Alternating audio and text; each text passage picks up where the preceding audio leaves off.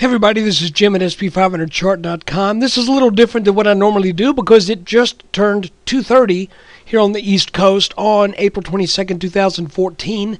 I'm going to have to be leaving my office right about the time I would normally be doing the video, and I don't know when I'm going to be back, so I'm doing it now.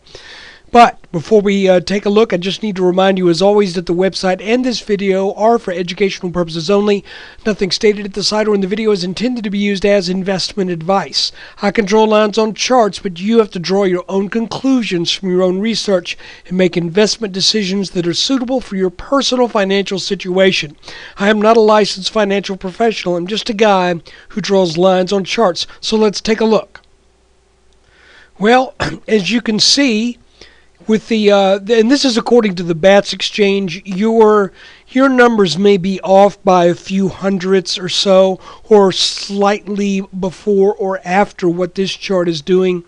But as you can see, today we reached our 1884, and we're hanging in right at that level. And interesting to note that at the same time, our little channel here is still working. We just came up to that top line, and almost like a vine wrapped around a pipe, or whatever you want to say, we're just following that line up. We did all the way up to 1884, and we're still right on this level. So the question is, does that mean we've reached strong resistance there and we can't break through? You know, I'm not ready to say that. I think what we do is we stick with the same thing. And that is, we look at this channel here. When this channel breaks, in all likelihood, there will be some kind of little a day or two of selling. It would not surprise me. The S&P has been on a tear since we dipped down underneath 1820. And it sure was nice to see this little descending wedge to give us a clue that we were going to reverse at that point. Now, it did not tell us that we were going to reverse and go up to 1884. It only said we would reverse and go test this line. But when we tested this resistance line and broke over it, that was the tell that we would be making it likely to at least 1872. 1884, frankly, comes as a little bit of a surprise. I was expecting some weakness today. But guys, even if we had broken this support line right here in this small channel, I wasn't going to do anything different. And the reason is because we broke the downtrend. If we come down and we scoop down into the 1850s again, even if we do it tomorrow, it's no big deal because we've broken this downtrend. And at this point, having set a new high over 1872, I think the handwriting is on the wall. This market wants to go higher. If we back out on a 15-minute chart, you can see that that we still have our all-time high of around 1897, 1898. We're not there yet. I would really like to see us get there with the added benefit of a little dip, if you know what I mean. If we kind of melt up to that point, then I don't think the market would be in as strong a position than if we had dipped down, then made the move. But our job is not to tell the market what to do. It is just to look at what it has done and try to get as much as we can out of that. So today, so far, we've seen some good strength. And let's just see if we come down and test this bottom line again. Could happen today. If we do, will this line hold, and will we then turn back up?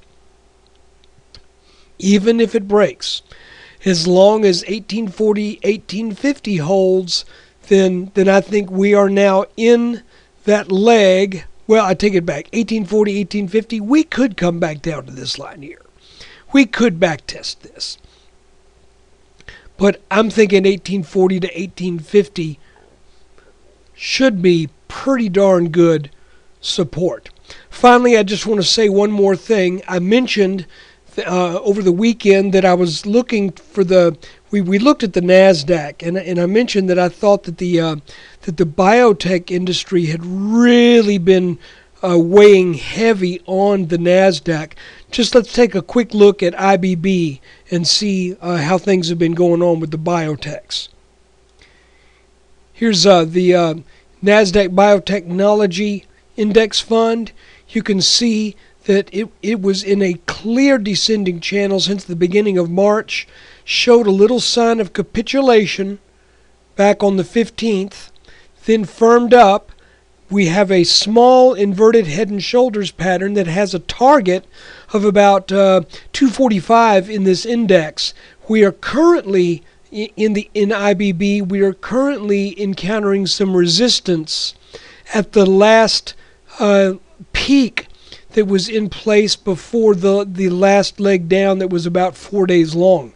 So I think the IBB is actually looking pretty darn good. So with that, I think the NASDAQ, let's take a quick look. Here you see the NASDAQ coming up to possible resistance here, but with what I see going on in the biotechnology sector, we are also over this descending resistance line, but we're close to coming up on another one around, let's call it 4,200 and change, something like that. So it'll be kind of interesting to watch this. But you know, that this is certainly helping the S&P as well, because the S&P is that big bag, that big basket of stocks.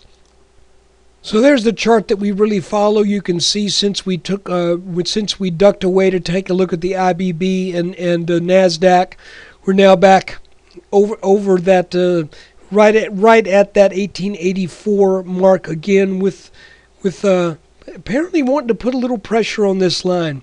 So guys, let's see what happens. If we read this as another one of our inverted and truncated head and shoulders patterns, then let's go ahead and do a quick measurement from 1872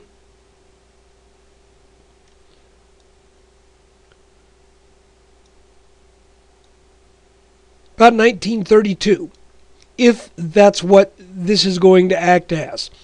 You know, these patterns have been kind of funky and interesting at times. We saw a bunch of them work. We just saw one sort of not work when we got down and dipped under its neckline. But for what it's worth, it looks like this market just doesn't want to give up the ghost. At some point it will. Apparently not now. So that's your video for April 22nd, 2014. If you're into short-term trading, I would say maybe watch this bottom support line as a signal that we are going to maybe be setting up for a day or two of selling pressure. But if that doesn't happen, then who knows? We may just keep on going up. You know, even though it's in a narrow channel, kind of like what we saw back here when we got up to that all-time high on the back test of this small channel back here. Look, guys, I'm rambling on. I've got to get ready to leave here in a second. Thanks for watching. Thank you for your support, and look for another video tomorrow after the close.